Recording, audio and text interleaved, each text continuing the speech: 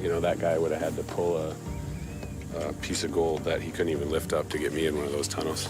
Rick Ness was missing in action in the latest installment of Discovery Channel's Gold Rush. With no word from the network on whether the gold miner quit or was fired from the hit reality television show, fans began speculating on the possible reasons behind his absence. People looked back on his gold mining journey, from working for Parker Schnabel to leading his own mining crew. Even his personal life and relationship with his fiancée weren't spared from scrutiny in an attempt to understand what could have happened to him. The truth was uncovered upon a friend's visit to his place when Rick disclosed what he was going through. Rick Ness was born in 1981 to parents Richard Big Rick Ness and Judy Marie Bedard. He was raised in the small town of Escanaba, Michigan, and growing up, worked for the family construction business called Roy Ness Contracting and Sales, Inc., run by his dad and uncles. After sustaining an injury playing football when in college, he turned to music and joined a street grass band called .357 String Band, in which he played the upright bass. The band released 3 albums and went on tours, but disbanded in 2011 after 7 years. 31-year-old Rick was lured by the idea of gold mining upon meeting 16-year-old Parker Schnabel when the band performed at a state fair in Haines, Alaska, in one of their last shows. Within a year, Parker called and offered him a job running equipment at $20 an hour, so Rick became part of his crew in the spring of 2012 and appeared in Gold Rush beginning in Season 3, since Parker's mining activities were featured in the show at that time. The following year, Parker took Rick with him to dig for gold at the Scribner Creek mine in the Klondike in Yukon, where they amassed more than $1 million worth of gold. In 2015, Rick was promoted to foreman, and although it was a big responsibility, he was up for it. In 2017, Rick's relationship with Peter turned sour. Things could get ugly pretty quickly, especially if one was causing the other to lose money. Some viewers chalked it up to miscommunication, and it led to Peter being upfront with Rick as he said, "If you want to run your own mine site, which is the way you're running this show, doing it with my money without collaborating with me doesn't work." Admittedly, Rick was beginning to want to venture out on his own and do things his own way. Despite mining over 6,000 ounces of gold worth around $9 million during his 5th season in the Klondike with Parker, Rick still felt that it was time to go. It was the biggest gamble of his life with his own money on the line, but he believed he was ready to start his own mining operation.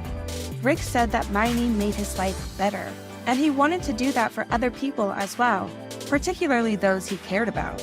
He hired his buddies, even if they had no experience in mining or running heavy equipment, as he would train them.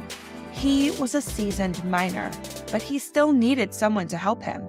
And so he reached out to his dad, Rick Ness Sr., who had 40 years' experience moving dirt. He went on to dig for gold at the Quartz Creek mine in April 2018. It wasn't easy because problems cropped up, and he doubted himself for a moment before remembering that he knew how to do this and that he was capable. He turned to people who could help him whenever problems cropped up at the site. In his first season as the mine boss, he got more than 1,000 ounces of gold, worth over $1.3 million, and gave each member of his crew a share of the profits. Season 13 was said to be the toughest season yet, even for the highly skilled miners with years of experience on the job. Fuel prices had gone up, spare parts had been hard to come by, and the price of gold was not as high as in previous years. Prior to its premiere, there had been rumors that Rick wasn't coming back, and viewers couldn't help but be curious about his situation, as he wasn't one to back down from hard work. Here are theories that fans came up with to explain his absence. In an interview, Rick was asked if he enjoyed the TV production aspect when mining. He said that there were parts that he would miss if the cameras were suddenly gone, because some of it was fun. As far as continuing with his mining activities, however, he really couldn't say, because he didn't plan on doing it for the rest of his life. That said, he knew it was an opportunity that he couldn't pass up, and that he would try his utmost with it. Some thought that the lure of prospecting for gold had waned for Rick, and that there were other activities that fascinated him more. He announced in October 2016 via a Facebook post that he was going to go on the craziest adventure of his life, and it was being filmed for Discovery Channel. More than a year later, he posted a photo in which he was holding what seemed like a giant beetle, and he said he was out of his comfort zone, but survived 6 weeks in the Amazon jungle. He shared how scary the experience was as he slept in a hammock every single night in the middle of the jungle and could hear loud noises, but didn't know what was making them or where exactly they were coming from. In 2020, he competed in Iceman 500, a 500-mile endurance race with a souped-up old utility task vehicle, a UTV, across a frozen lake, for a chance to win $10,000. It was aired in the 2-hour special, Gold Rush Rick's Rally. The following year, he participated in the Best in the Desert Parker 250, an off-road race. Rick had the chance to race beside some of the best teams in the world, so testing his skills in his first desert race, he drove a newly built U970 with Jacob Zuccone as his co-driver, and they placed 5th in the first race of the season, held in Parker, Arizona. Running one's own mining operation was stressful, particularly since gold mining wasn't a sure deal. One could easily go bankrupt because there were no guarantee that one would dig up gold, or at least enough of it to cover operating expenses. The pressure of being the boss, especially when he was hemorrhaging money with no gold in sight, got to him, and he'd hide in his trailer at times because he felt lost. He thought the stress would kill him before he was ready to go, saying that he found himself sacrificing his health and sanity for this, and knew that he had to figure out how to do things without driving himself into the ground and affecting everyone around him. Rick addressed the issue of his absence in the show's Searching for Ness episode. Perhaps the network or the production company was aware that not talking about it would only lead to unfounded rumors, and it wouldn't be good for Rick to have to deal with it on top of everything that he was going through around that time. Z Zaremba said that his friend and boss was a pretty closed-off guy, but more so lately, as he noticed that Rick's been keeping to himself. When he hadn't heard from Rick for weeks, he drove over to his place in Milwaukee, Wisconsin to check up on him, saying, "I love the guy. I hope he's all right. That's all I really want." Upon seeing Rick, one could see from his expression and behavior that something was bothering him. At first, it might seem that Rick was hesitant to open up as to what had been going on with him, as he brought Z to his garage and instead talked about the work he had been doing on his car. However, Z wasn't dissuaded from getting to the bottom of things and asked Rick why he was sitting at home and not at the site digging for gold, to which Rick confessed that he had been wondering about that as well. The only reason that Rick could have come up with as to why he wasn't mining was that he was just not up for it, but was aware of how weird it sounded. His friend then asked if what he was feeling was mental or physical, and Rick replied that he was probably suffering from seasonal affective disorder, SAD, a type of depression or mood disorder that was associated with seasonal changes. Symptoms included feeling hopeless, worthless, guilty, listless, or down nearly every day, as well as losing interest in things that were once considered to be enjoyable. SAD usually starts and ends at about the same time every year. Some regarded it as simply a case of winter blues, but it wasn't something that could easily be brushed off. Rick said that after filming season 12 and returning home, he crashed and didn't feel like getting back up. It was a tough time for him, and he'd never struggled with depression before and didn't know where it was coming from or what to do with it. He knew he had to get a hold of himself because it wasn't just him or his livelihood that was affected. Many people were counting on him. His friend asked if the depression had set in after his mother passed away because Z knew how much Rick loved her. Rick's mom, Judy Marie, was in her 50s when she succumbed to cancer in March 2018. He was with her when it happened, and as he said, "She left us peacefully in her house, and with my face resting against hers, she took her last breath. It hurts. It's not long enough." Some believe that he didn't grieve for her properly, or hadn't fully accepted that she was gone. She left her house to him, but he hadn't been back there for 2 years. He knew he should go there and get closure, although he wasn't sure if it would help him or not. Rick shared that after the death of his mom, he put that whole experience in a little box, thinking that he would deal with it when he was better prepared.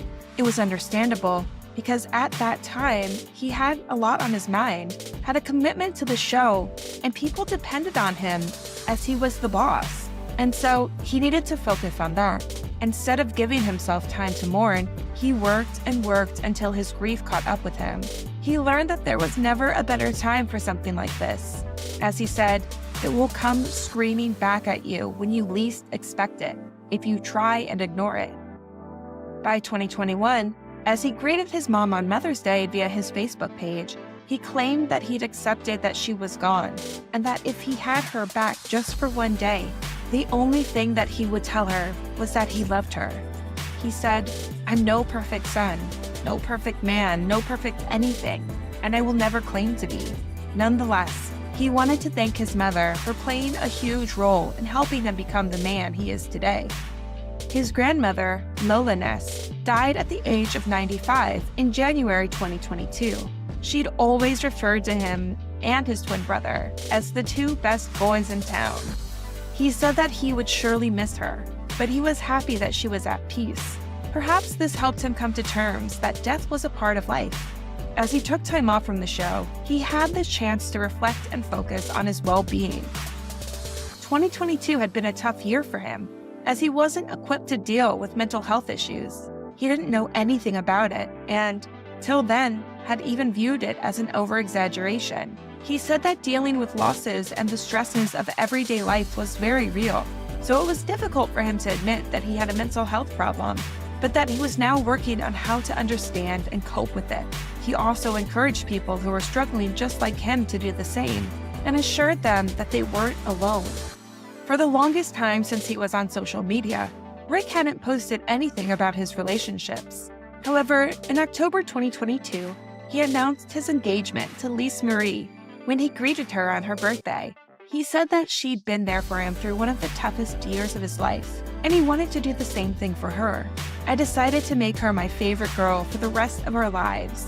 However, a month later, Lise reportedly revealed via TikTok that they'd broken off their engagement as she accused him of cheating on her. As Rick welcomed 2023, he was back with Lise and credited her for sticking it out with him, even when he was at his worst. He opened up about making a mess of everything and taking her for granted. As he said, "From ruining plans, holidays, and even worse, stepping out on her, I've done the unforgivable, but she's continued to forgive me." He felt bad that some people blamed her for his problems, when the truth was that she'd done nothing but try to help him get through it. It seemed that things were continuing to get better for Rick, as he tried his hardest to straighten out his life, although he said that he still made mistakes, as he was nowhere near perfect, nor would he ever be. There were talks that Rick was coming back to the show, primarily because he posted in February 2023 on his Facebook page that he was looking for a fully licensed diesel mechanic who was willing to work long hours in a remote environment at the mine site in the Yukon Territory of Canada. Many believe that since he would go back to mining, that it went without saying he would be a part of Gold Rush, be it the original series, a special, or a spin-off. In his 4 seasons as a mine boss, he had mined about 4,700 ounces of gold, worth more than $8.6 million. His fans couldn't wait to see him back on the site, and wondering if he could top the amount of gold that he mined in previous seasons. There's just a lot of things that I don't understand still, with whatever this is I'm going through. It's, it's tough. When I'm ready, I will be gold mining again. I just don't know when that is. Thank you for spending some time with us. Make sure to like and subscribe so you never miss another video. We also handpicked these videos, which we recommend you watch next. You can talk to us on social media or ask a question in the comments below. Thank you for being with us, and we'll see you back tomorrow.